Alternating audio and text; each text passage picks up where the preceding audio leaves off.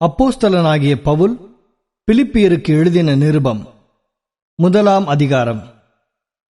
இயேசு கிறிஸ்துவின் ஊழியக்காரராகிய பவுலும் தீமோத்தேயும் பிலிப்பி பட்டணத்தில் கிறிஸ்து இயேசுவுக்குள்ளான பரிசுத்தவான்கள் அனைவருக்கும் கண்காணிகளுக்கும் உதவிக்காரருக்கும் எழுதுகிறதாவது: நம்முடைய பிதாவாகிய தேவனாலும் கர்த்தராகிய இயேசு கிறிஸ்துவினாலும் உங்களுக்கு கிருபையும் சமாதானமும் உண்டாவதாக.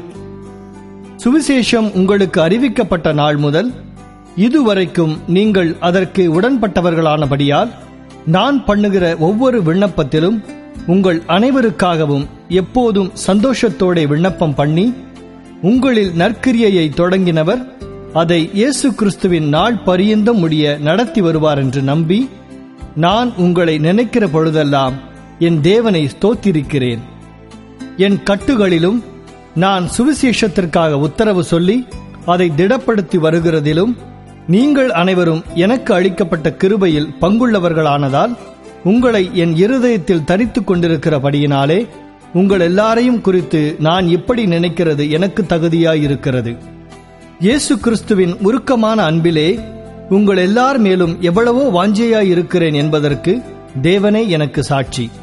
மேலும் உத்தமமானவைகளை நீங்கள் ஒப்புக்கொள்ளத்தக்கதாக உங்கள் அன்பானது அறிவிலும் எல்லா உணர்விலும் இன்னும் அதிகமாய் பெருகவும், தேவனுக்கு மகிமையும் துதியும் உண்டாகும்படி இயேசு கிறிஸ்துவினால் வருகிற நீதியின் கனிகளால் நிறைந்தவர்களாகி, நீங்கள் கிறிஸ்துவின் நாளுக்கென்று துப்புரவானவர்களும் இடரலற்றவர்களுமாயிருக்கவும் வேண்டுதல் செய்கிறேன். சகோதரரே, எனக்கு சம்பவித்தவைகள் சுவிசேஷம் பிரபலமாகும்படிக்கு ஏதுவாயிற்றென்று நீங்கள் அறிய மனதாயிருக்கிறேன். அரமனை எங்கும் உள்ளவர்களுக்கும் மற்ற யாவருக்கும் என் கட்டுகள் கிறிஸ்துவுக்குள்ளான கட்டுகள் என்று வெளியரங்கமாகி, சகோதரரில் அநேகர் என் கட்டுகளாலே கர்த்தருக்குள் திடன் கொண்டு பயமில்லாமல் திருவசனத்தை சொல்லும்படி அதிகமாய் துணிந்திருக்கிறார்கள். சிலர் பொறாமையினாலும் விரோதத்தினாலும், சிலர் நல்மனதினாலும் கிறிஸ்துவை பிரசங்கிக்கிறார்கள். சிலர் என் கட்டுகளோட உபத்திரவத்தையும் கூட்ட நினைத்து சுத்த மனதோடே கிறிஸ்துவை அறிவியாமல் விரோதத்தினாலே அறிவிக்கிறார்கள். சுவிசேஷத்திற்காக நான் உத்தரவு சொல்ல ஏற்படுத்தப்பட்டவன் என்று அறிந்து சிலர் அன்பினாலே அறிவிக்கிறார்கள். இதனால் என்ன? வஞ்சகத்தினாலாவது உண்மையினாலாவது எப்படியாவது கிறிஸ்து அறிவிக்கப்படுகிறார்.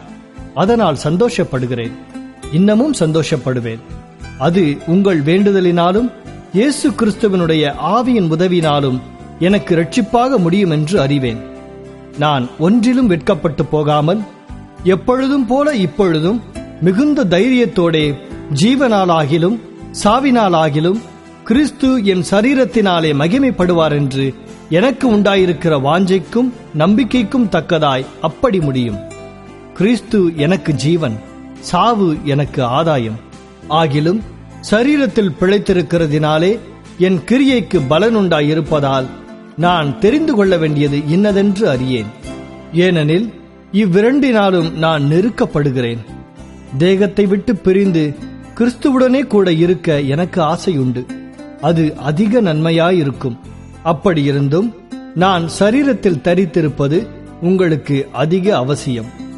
இந்த நிச்சயத்தை கொண்டிருந்து நான் மறுபடியும் உங்களிடத்தில் வருகிறதினால் என்னை குறித்து உங்களுடைய மகிழ்ச்சி கிறிஸ்து இயேசுவுக்குள் பெருகும்படிக்கு உங்கள் விசுவாசத்தின் வர்த்தனைக்காகவும் சந்தோஷத்துக்காகவும் நான் பிழைத்து உங்கள் அனைவரோடும் கூட இருப்பேன் என்று அறிந்திருக்கிறேன்.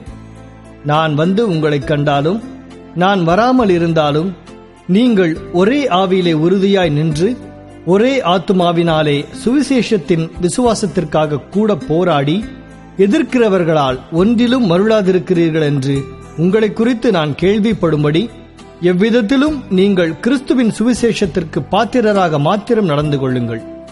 நீங்கள் மருளாதிருக்கிறது அவர்கள் கெட்டுப்போகிறதற்கும் நீங்கள் ரட்சிக்கப்படுகிறதற்கும் அத்தாட்சியாயிருக்கிறது. இதுவும் தேவனுடைய செயலே. ஏனெனில் கிறிஸ்துவினிடத்தில் விசுவாசிக்கிறதற்கு மாத்திரமல்ல, அவர் நிமித்தமாக பாடுபடுகிறதற்கும் உங்களுக்கு அருளப்பட்டிருக்கிறது. நீங்கள் என்னிடத்திலே கண்டதும் எனக்கு உண்டென்று இப்பொழுது கேள்விப்படுகிறதுமான போராட்டமே உங்களுக்கும் உண்டு.